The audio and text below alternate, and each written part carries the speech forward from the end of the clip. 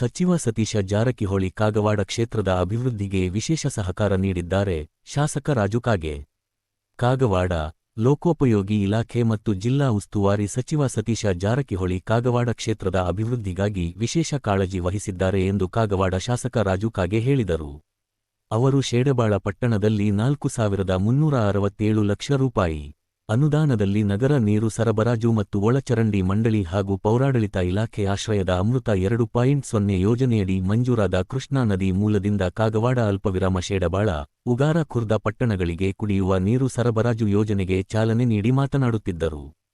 ಸಚಿವ ಸತೀಶ ಜಾರಕಿಹೊಳಿಯವರು ಈಗಾಗಲೇ ಕಾಗವಾಡ ಕ್ಷೇತ್ರಕ್ಕೆ 100 ಕೋಟಿ ಅನುದಾನವನ್ನು ರಸ್ತೆ ಕಾಮಗಾರಿ ಯೋಜನೆಗಳಿಗೆ ಕೊಟ್ಟಿದ್ದು, ಈ ಎಲ್ಲ ಕಾಮಗಾರಿಗಳು ಮುಕ್ತಾಯ ಹಂತ ತಲುಪಿವೆ ಎಂದ ಅವರು ಕಾಗವಾಡ ಕ್ಷೇತ್ರದ ಸಮಸ್ಯೆಗಳ ಬಗೆಗೆ ಮತ್ತು ಇಲ್ಲಿಯ ಬೇಡಿಕೆಗಳ ಕುರಿತು ಚಿಕ್ಕೋಡಿ ಸಂಸದೆ ಪ್ರಿಯಾಂಕಾ ಜಾರಕಿಹೊಳಿಯವರು ತಮ್ಮ ತಂದೆ ಸಚಿವ ಸತೀಶ ಜಾರಕಿಹೊಳಿಯವರ ಗಮನಕ್ಕೆ ತಂದು ಇನ್ನಷ್ಟು ಅನುದಾನ ಮಂಜೂರು ಮಾಡಿಸಬೇಕು ಎಂದು ಸಂಸದರಲ್ಲಿ ಶಾಸಕ ರಾಜು ಕಾಗೆ ಮನವಿ ಮಾಡಿದರು.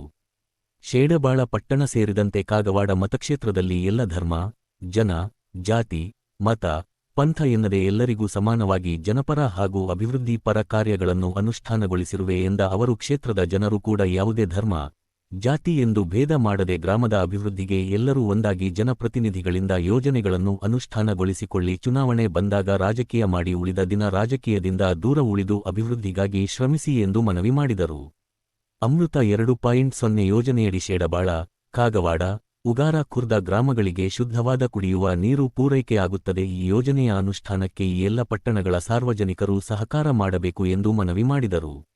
ಮುಖ್ಯ ಅತಿಥಿಗಳಾಗಿ ಆಗಮಿಸಿ ಮಾತನಾಡಿದ ಚಿಕ್ಕೋಡಿ ಸಂಸದೆ ಪ್ರಿಯಾಂಕಾ ಜಾರಕಿಹೊಳಿ, ಕಾಗವಾಡ ಕ್ಷೇತ್ರದ ಜನರ ಕಾಳಜಿ ವಹಿಸುತ್ತಿರುವ ಶಾಸಕ ರಾಜು ಕಾಗೆ ಜನಪರ ಹಾಗೂ ಅಭಿವೃದ್ಧಿ ಯೋಜನೆಗಳನ್ನು ಅನುಷ್ಠಾನಗೊಳಿಸುತ್ತಿದ್ದು, ಶಾಸಕರ ಕಾರ್ಯಗಳಿಗೆ ಸಂಸದಳಾಗಿ ನಾನು ಎಲ್ಲ ರೀತಿಯ ಸಹಕಾರ ನೀಡುವುದಾಗಿ ಹೇಳಿದರು.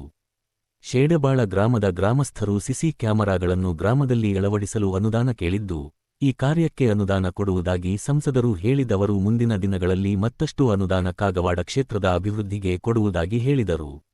ಇದಕ್ಕೂ ಮೊದಲು ಶಾಸಕ ರಾಜು ಕಾಗೆ ಮುಸ್ಲಿಂ ಸಮಾಜದ ಸಮುದಾಯ ಭವನ, ವಿಠ್ಠಲ್ ರುಕ್ಮಿಣಿ ದೇವಸ್ಥಾನ ಸಮುದಾಯ ಭವನಕ್ಕೆ ಭೂಮಿ ಪೂಜೆ ನೆರವೇರಿಸಿದರು.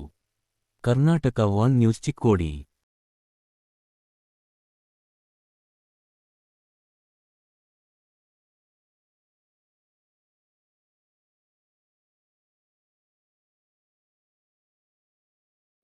ಬಹುದಿನಗಳ ಬೇಡಿಕೆ ಫೇಸ್ 1 ಈಗಾಗಲೇ ನಾವು ಕಾಂಟ್ರಾಕ್ಟರ್ ಜೊತೆ ಅದನ್ನೇ ಕೇಳ್ತಾ ಇದ್ವಿ, ಹೇಗೆ ಕಾರ್ಯ ನಡೀತಾ ಇದೆ. ಫೇಸ್ 1 ಇನ್ನೂ ವರ್ಕ್ ಇನ್ ಪ್ರೋಗ್ರೆಸ್ ಅಲ್ಲಿದೆ. ಫೇಸ್ 2 ಈಗ ತಾನೇ ಶಾಸಕರು ಮತ್ತು ನಾವು ಚಾಲನೆ ಕೊಟ್ಟಿದ್ದೀವಿ. ಇದರಲ್ಲಿ ಹಲವಾರು ಓವರ್ ಹೆಡ್ ಟ್ಯಾಂಕ್ಗಳು, ಹೊಸ ಪಂಪ್ ಹೌಸ್ಗಳು, ಮತ್ತೆ ಟ್ರಾನ್ಸ್ಫಾರ್ಮರ್ಗಳು ಹಾಗೂ ಇನ್ನೂ ಹಲವಾರು ಜಾಕ್ವೆಲ್ಗೆ ಹೋಗುವಂತ ದಾರಿ ಅದನ್ನು ಕೂಡ ಸೇರಿಸಿದ್ದಾರೆ. ಇಂಥ ಹಲವಾರು ಅಭಿವೃದ್ಧಿ ಕಾಮಗಾರಿಗಳನ್ನು ಮಾನ್ಯ ಶಾಸಕರು ಮಾಡ್ಕೊಂತ ಬಂದಿದ್ದಾರೆ.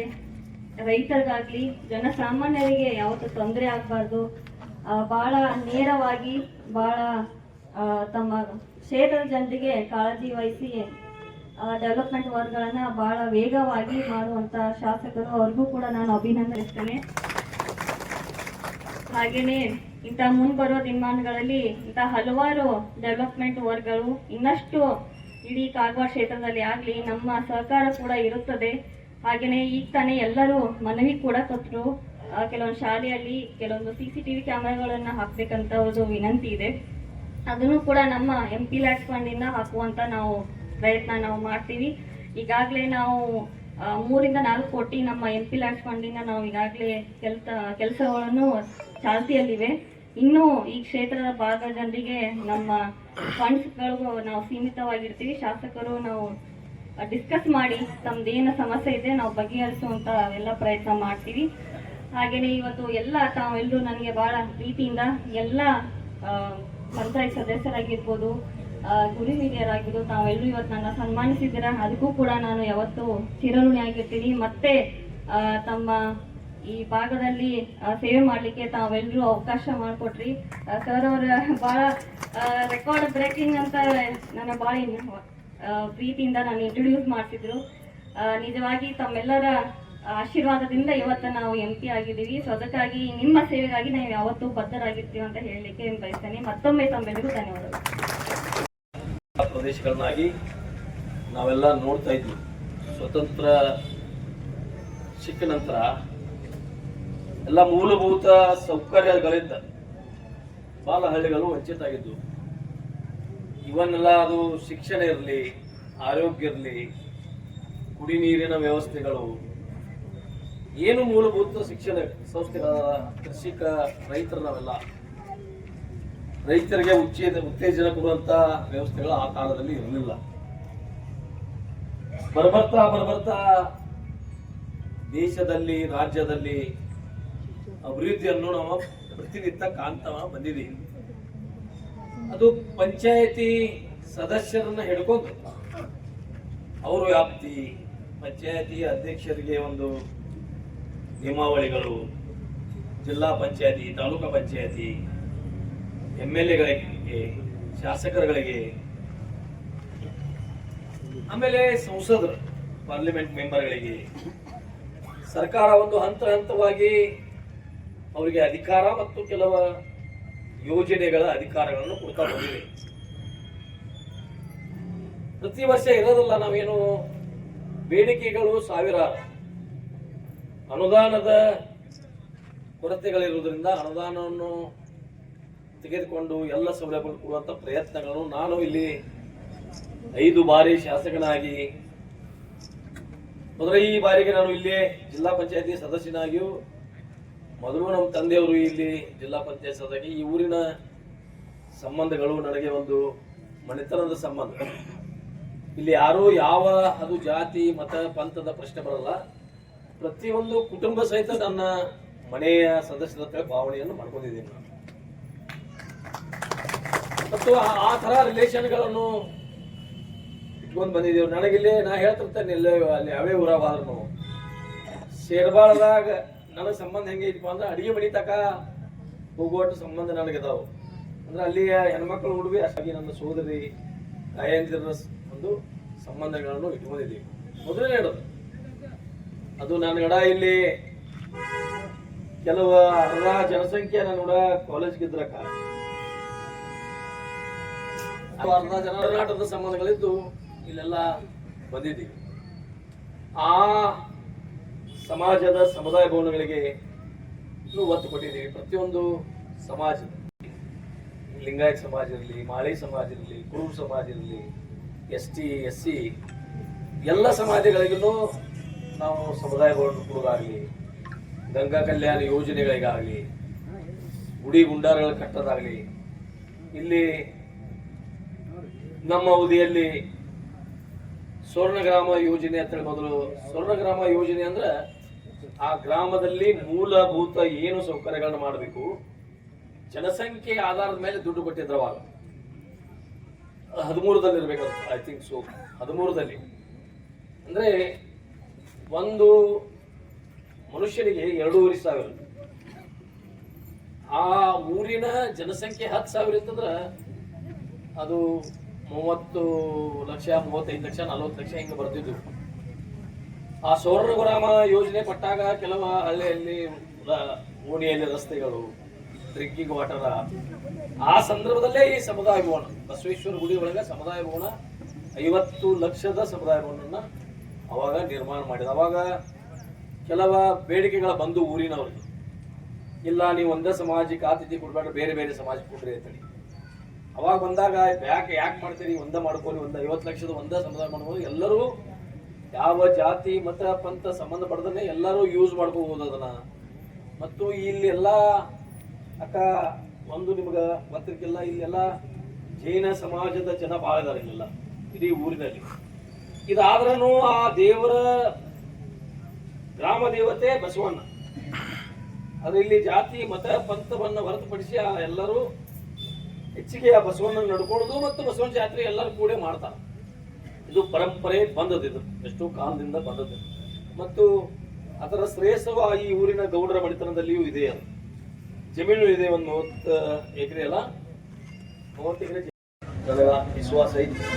ಅದಕ್ಕಾಗಿ ಇಲ್ಲಿ ಇನ್ನೂ ರಸ್ತೆಗಳ ಬೇಡಿಕೆ. ಯಾಕಪ್ಪ ಅಂದ್ರೆ ನಾವೆಲ್ಲ ಕಬ್ಬ ಬೆಳೆಕತ್ತೀವಿ. ಈಗೆಲ್ಲ ಮೊದಲೆಲ್ಲ ತಂಬಾಕ, ಜೋಳ, ಕಡ್ಲಿ, ಗೋಧಿ ಬೆಳಿತಿದ್ವಿ. ಈಗೆಲ್ಲ ಶುಗರ್ ಫ್ಯಾಕ್ಟ್ರಿನ ನಮ್ಮಲ್ಲಿ ಆಗೋದ್ರಿಂದ ಎಲ್ಲರ ಬೇಡಿಕೆ ಈಗ ಇಂಗ್ಲಿ ರಸ್ತೆಯಲ್ಲಿ ಬೇಡಿಕೊಂಡು ಭಾಳ ಇದೆ, ಅದನ್ನು ಬರೋ ದಿನಮಾನಗಳಲ್ಲಿ ಮಾಡಿಕೊಡ್ತೀವಿ.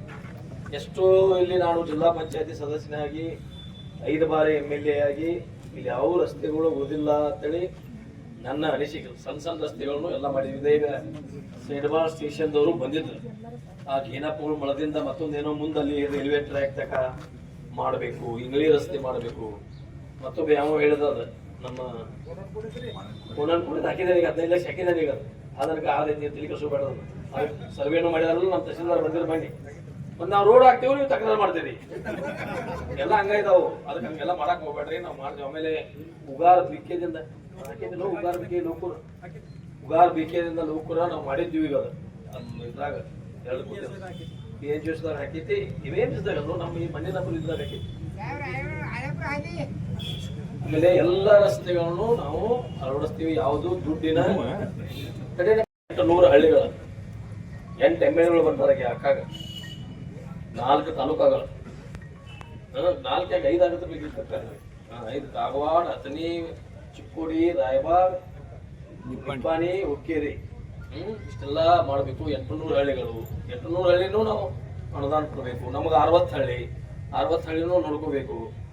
ಅದ್ರಾಗ ಹೆಚ್ಚಿಗೆ ಹೆಚ್ಚು ಸ್ವಲ್ಪ ಈ ಭಾಗದಲ್ಲಿ ಹೆಚ್ಚಿಗೆ ಯಾಕಪ್ಪ ಅಂದ್ರೆ ಬ್ಲ್ಯಾಕ್ ಸಾಯಿಲ್ ಇರೋದ್ರಿಂದ ನಾವೆಲ್ಲ ಅವು 30 ಹಳ್ಳಿ ಅಲ್ಲಿ ಬೇಡಿಕೆ ಐತಂದ್ರೆ ಅಲ್ಲಿ ಭಾಳ ಸ್ವಲ್ಪ ಈಸಿ ಆತೈತಿ. ನಾವು ಜುಗುಳ್ಕ ಮತ್ತು ಮಂಗಾವತಿಗೆ ರೋಡ್ ಮಾಡ್ಬೇಕಂದ್ರೆ 10ರಿಂದ 3 ತರ್ಬೇಕು ನಾವು ಗುರುಗಳು. ಒಂದು ಟ್ರಿಪ್ ಮುರುಮ್ಗೆ 8,000 ರೂಪಾಯಿ, ಒಂದು ಟ್ರಿಪ್ ಮುರುಮ್ಗೆ. ನಮಗೆ ಆ ಕಡೆ ಮದವಾಯಿ, ಗುಂಡೇವಾಡಿ, ಪಾರ್ಕ್ನಹಳ್ಳಿ, ಅನಂತಪುರ, ಮಲಾವಾದ, ಹಳ್ಳಿಹಟ್ಟಿ, ಜಕಾರಹಟ್ಟಿ, ತಾಂಶಿ ಇಲ್ಲಿ ರೋಡ್ ಮಾಡ್ಲಾಗ ತೊಂದರೆ ಆಗಂಗಿಲ್ಲ. ಯಾಕಂದ್ರೆ ಅಲ್ಲೆಲ್ಲ ಬಡ್ಡಿ ಹಿಡಿದ್ರು. ಉಸ್ನಾಳ ಮಡವಾಳಕ್ಕೆ ಮುರುಮ್ ತರಬೇಕಾದ್ರೆ ಅದರಿಂದ ತರಬೇಕು. ಇಲ್ಲಿ ಶೆಡ್ಬಾದಾಗೂ ಮುರುಮ್ ಎಲ್ಲಿ ಸಿಗೋದು ನಿಮ್ಗೆ ಗೊತ್ತಿದ್ದೀವಿ. ಪೈಲ ನಿಮ್ಮ ಮಧ್ಯದ ಒಯ್ದಿದ್ವಿ ನಾವು, ಟೇಷನ್ ತೆಗಿಂದ ಒಯ್ದಿದ್ವಿ, ಅದನ್ನು ಬಂದ್ ಮಾಡಿರಿ. ಎಲ್ಲ ಆಯ್ತು ಅಲ್ಲಿ ಬಹುಶಃ ಅದು. ಅಂದ್ರೆ ಇವು ತೊಂದರೆಗಳಿದಾವೆ, ಟೆಕ್ನಿಕಲ್ ಅಡಚಣೆಗಳು ಸಾವಿರಾರು ಇದಾವೆ. ಅದೆಲ್ಲ ಹೇಳಕ್ ಆಗಲ್ಲ. ಆ ಪಾಪ ಹೆಣ್ಮಕ್ಳಿಗೆ ಏನ್ ಗೊತ್ತು, ಎಲ್ಲಿಂದ ಮುರುಮ್ ತರ್ತೀವಿ, ಎಲ್ಲಿ ಮಾಡ್ತೀವಿ, ಎಲ್ಲಿ ಟೆಕ್ನಿಕಲ್ ಪ್ರಾಬ್ಲಮ್ಸ್ ಇವೆಲ್ಲ ನಮಗೆಲ್ಲ ಅರ್ಥ ಆಗ್ತಾವು. ಅದಕ್ಕೆ ಸ್ವಲ್ಪ ತೊಂದರೆಗಳಿದಾವೆ. ಅದು ಮಾತಾಡಿದ ಸಾರಿ ಮಾತಾಡಿದ ಬಹಳ ಚಂದ ನಮ್ಮ ಕರ್ನಾಟಕ ಬಗ್ಗೆ, ನಮ್ಮ ಎಜುಕೇಶನ್ ಬಗ್ಗೆ ಮಾತಾಡಿದ ಪ್ರಥಮ ಮಹಿಳೆ ಅದು ನಮ್ಮ ಚಿಕ್ಕೋಡಿಯ ಸಂಸದೆ ಪ್ರಿಯಾಂಕಾ. ಇದು ಶ್ರೇಯಸ್ಸ ನಮಗೆ ಬರ್ತೈತಿ ಅನ್ನುವಂತ ಮಾತಾಡಿ ಹೇಳ್ಬೇಕಾಗುತ್ತೆ. ಬಹಳ ಸಣ್ಣ ವಯಸ್ಸಲ್ಲಿ ಈ ನಾವು ಅಸೆಂಬ್ಲಿಯಾಗ ನಾವು 25 ವರ್ಷ ಒಳಗೆ ಕೂತಿದ್ದೆವು. ನಾವೇನೋ ಮಾತಾಡುವಾಗ ಅನ್ಸುತ್ತೇವು, ಆದ್ರೆ ಆಕೆ ಅಂಜುಲ್ನ ಧೈರ್ಯವಾಗಿ ಮಾತಾಡಿದ ಅಂತೇಳಿ ಆಕೆಗೆ ಎಲ್ಲರಿಗೂ ಮತ್ತೊಮ್ಮೆ ಚಪ್ಪಾಳೆ ತಟ್ಟಿರ್ತೇವೆ.